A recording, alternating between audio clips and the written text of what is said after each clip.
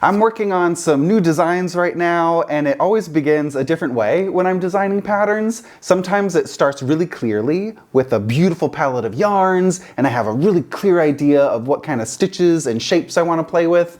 And other times I'm scratching my head and I don't know what to make, but maybe there's just a color palette that I really love, but then I don't know what to do with that color palette. So I either start swatching or sketching a little bit. So I have these notebooks I fill with little doodles of some like sock ideas, but with sketching and drawing, I find that to be the most frustrating way to begin, because you can always come up with the coolest ideas on paper, but then it's a puzzle of how to translate that into knitting.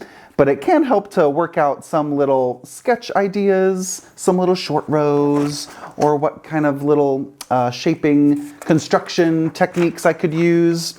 Sometimes I play with colored pencils to get color ideas onto paper before casting on the final design.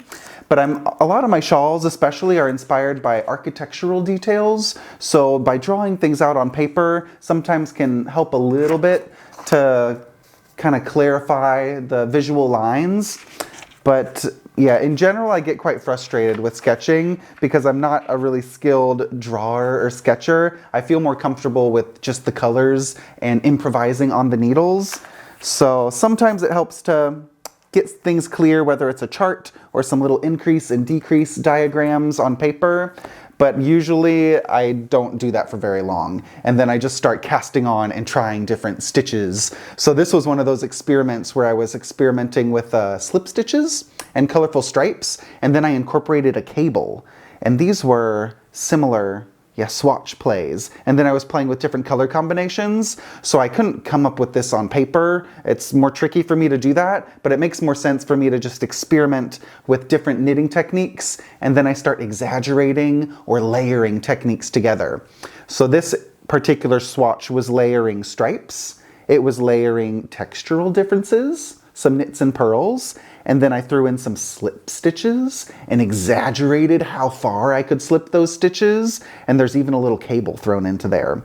So this became the Aurora Cabin hat and the Aurora Cabin shawl design ideas by playing with these swatches. And some swatches don't turn into anything. This was a shawl that I now call a swatch. It was supposed to be a finished shawl, but I just took it off early because I wasn't feeling the colors. So even when I'm coming up with some ideas and stitch patterns and color combinations, sometimes I'm just not feeling it on the needles, or maybe I really like the colors, but it's just not the perfect stitch to do those colors justice. This one I thought got a little too busy. It wasn't quite clear. It was a little bit random, and there's these beautiful textures in the fabric that are disguised by the stripes and the color choices. So maybe I'll come back to some of those ideas later, but I reused these same colors for just a garter stitch design called the fragmentation shawl. So I reused those colors for a different type of design. So sometimes things don't work out, but it's always helpful to play and swatch and try different stitch patterns and shaping techniques.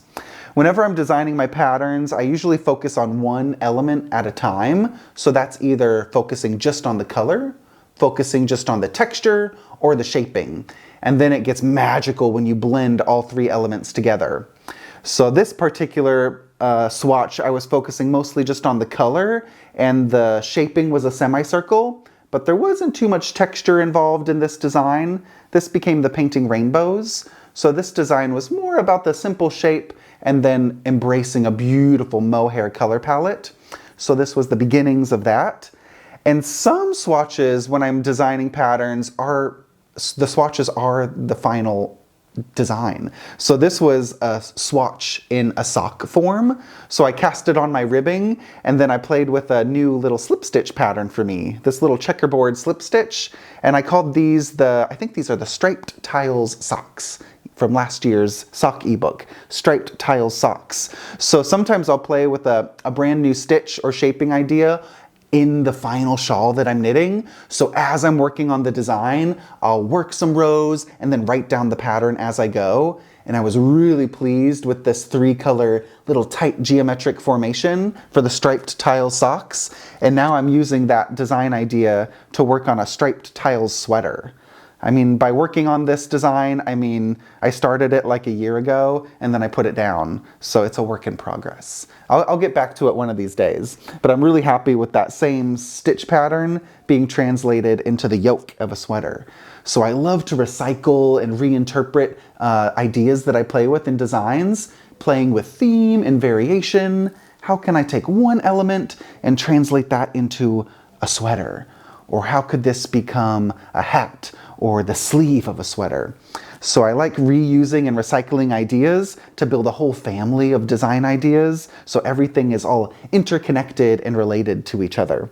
So this is definitely going to be finished one of these days, but in the meantime, I'll show you a couple of my current works in progress. I'm working on these flying foxtail socks. So this is another design interpretation where I took this motif from one of my shawls called the Flying Foxtail Shawl, and it was a much bigger motif. So I cut all of the numbers in half to make a tinier little motif for the sock, and then I'll have some matching socks to my Flying Foxtail Shawl. So I made one, cast on the second, and again, I've been writing the pattern as I go so that when I'm finished knitting these variations, I'll have a written text. And once it's written, then it becomes test knitted.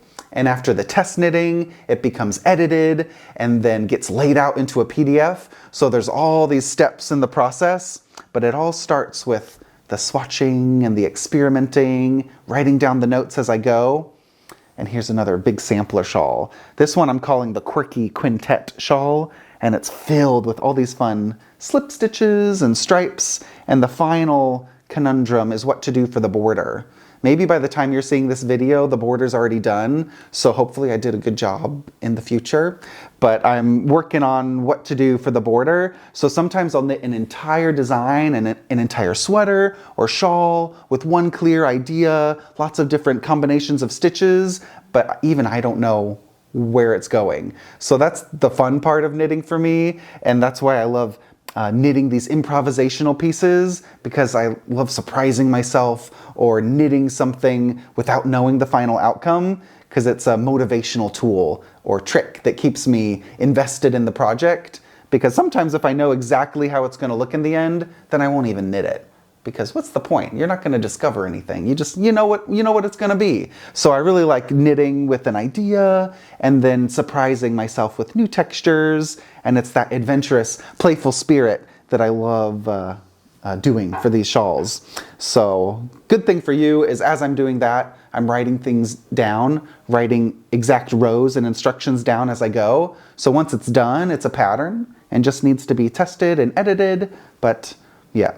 It's a process and always a surprise. Sometimes they get finished really, really simply, and other times I go really bold and wacky with the final borders. So we'll see what I'm feeling for that one.